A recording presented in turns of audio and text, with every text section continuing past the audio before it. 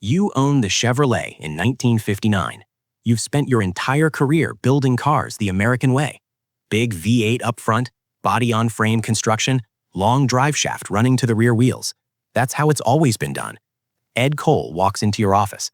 He's your chief engineer, the man who made the small block V8 happen. He doesn't make appointments. He just shows up when he has something to say. "We're building a car with the engine in the back," he says. You wait for him to laugh. He doesn't. You're serious. Dead serious. The Volkswagen Beetle is selling 200,000 cars a year in America. That's money leaving the country, money that should be ours. You know the numbers. You've seen them. Small cars are the future. Families need second cars. Suburbs are spreading. The land yachts with tail fins and chrome aren't going to cut it forever. Front engine is how we build cars, you say. That's what people expect. People expected V8s too. We gave them that. We can give them this. He slides a folder across your desk. Inside are sketches. A sleek, modern compact. 4 doors, flat floor, no driveshaft tunnel. And under the rear deck, hidden from view, an air-cooled flat-6 engine. Air-cooled, you ask? Where does the radiator go? There is no radiator. It's air-cooled, like the Beetle, like a Porsche. You stare at the sketches. This is insane. Everything you know about building cars says engines go in the front. That's where the weight belongs. That's what keeps the car stable. The handling, you start. We'll figure it out. We have 3 years. You look at Ed Cole. He's never been wrong before. The small block V8 changed everything. Maybe he can change this too. 3 years, you say. Go. The first year is chaos. You walk through the engineering bays and see things that shouldn't exist. A flat 6 engine on a test stand, running day and night. Engineers checking temperatures, listening for problems. It runs hot, one of them tells you. Air cooling works fine for a Beetle. This engine is twice the size. In the next bay, they're working on the transmission. It bolts directly to the engine. No drive shaft, no tunnel through the cabin. The floor can be flat, which means more interior space. But the transmission is taking forces no American transmission has ever taken. The gears are screaming, the lead engineer says. Down the hall, the body engineers are wrestling with unibody construction. Every other American car is body on frame. Separate chassis, separate body. Unibody is lighter, stiffer, completely unfamiliar. We're designing structural members that have to absorb crash forces, they explain. If we get it wrong, the car folds in half. Don't get it wrong. Year 2, the first prototypes are running. You drive one yourself. It's strange. The engine is behind you. The noise is different. When you turn in, the front end feels light. When you accelerate, the rear squats and grips. It wants to oversteer, Ed Cole says. Lift off the gas mid-corner and the back end tries to come around.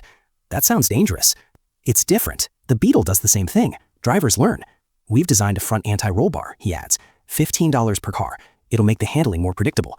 $15. 200,000 cars. $3 million. Run the numbers, you tell him. We'll decide later.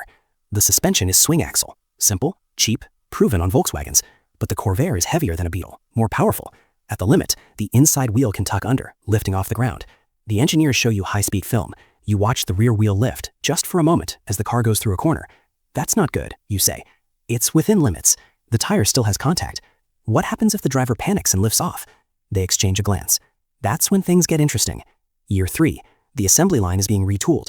Stamping presses, welding robots, conveyor systems, all custom, all expensive. Ed Cole stands beside you on the catwalk. We're committed now. Too much money invested to turn back. The accountants killed the anti-roll bar, you say. I know. $15 a car adds up. What about the handling? We'll put higher pressure in the front tires, lower in the rear. That'll help. You stare down at the line. The first production Corvairs are taking shape. Unibody shells moving through. Flat 6 engines being lowered into place. 3 years pass. You watch the Corvair take shape from a distance. The reports cross your desk. The engineering is brilliant. The flat 6 engine is smooth, compact, efficient. The unibody construction saves weight. The flat floor means 6 adults can fit in a car that's 14 feet long. There are problems too. The swing axle suspension is cheap and simple, but it makes the rear end lively. When you corner hard, the back wants to move. It's not dangerous, the engineers say, just different. Drivers will learn. Ed Cole comes to you with a request, a front anti-roll bar. It would cost $15 per car. It would make the handling more predictable, more like what Americans expect. You ask the accountants. They say no. $15 per car adds up. 200,000 cars. $3 million. For a part most drivers won't even notice. They won't notice it's missing either, the accountants say. You agree. It's just a handling quirk. Drivers will adapt. The first Corvair rolls off the assembly line in late 1959. It's beautiful. Clean lines, no excessive chrome, no ridiculous fins. It looks European, but it's American. It's yours. The press is intrigued. Road and Track praises the concept, but mentions the handling. Car and Driver says it requires an attentive driver. Nothing alarming, just notes. You sell over 200,000 units in the first year. Not a home run, but solid. Respectable. You expand the lineup. A station wagon called the Lakewood. A van called the Greenbrier. A pickup truck called the Rampside. By 1962, there's a turbocharged version making 150 horsepower. Quick for a compact. Genuinely fun. You start to think maybe this is working. Maybe the rear-end bet is paying off. Then the accident reports start coming in. It begins as a trickle. A few letters. A few claims. People spinning out on curves. Losing control. Rolling over. Your lawyers review each one. Worn tires, they say. Incorrect tire pressure. Inexperienced drivers. Nothing systematic. Nothing to worry about. The trickle becomes a stream. By 1964, there are enough incidents that people are starting to talk. Consumer groups, safety advocates, reporters sniffing around. The name Corvair is starting to appear next to words you don't like. Dangerous, unstable, killer. You tell yourself it's fine. The numbers don't show a statistically significant pattern. The car is no more dangerous than a Beetle or a Falcon. It's just different. People need to learn how to drive it.